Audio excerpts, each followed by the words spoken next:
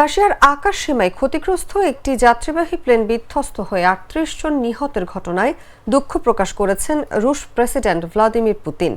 তবে এই ঘটনায় রাশিয়াকে দায়ী করার ক্ষেত্রে সরাসরি কিছু বলেননি তিনি।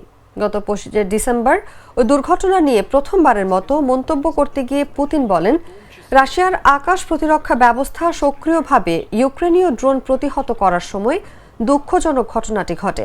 অভিযোগ উঠেছে, চেচনিয়ায় অবতরণের চেষ্টা করতে গিয়ে আজারবাইজান এয়ারলাইন্সের যাত্রীবাহী প্লেনটি রুশ আকাশ প্রতিরক্ষা ব্যবস্থার গুলিতে আক্রান্ত হয়। এর ফলে সেটি দিক পাল্টে কাস্পিয়ান সাগর অতিক্রম করতে বাধ্য হয়। পরে কাজাখস্তানের আক্তাউ শহরের কাছে জরুরি অবতরণের সময় বিধ্বস্ত হয় সেটি। এই দুর্ঘটনায় প্লেনের ৬৭ আরোহীর মধ্যে ৩৮ জন প্রাণ হারান। Те средства, которые есть в нашем распоряжении, в том числе, я об этом тоже сказал, не исключаем и использование орешника.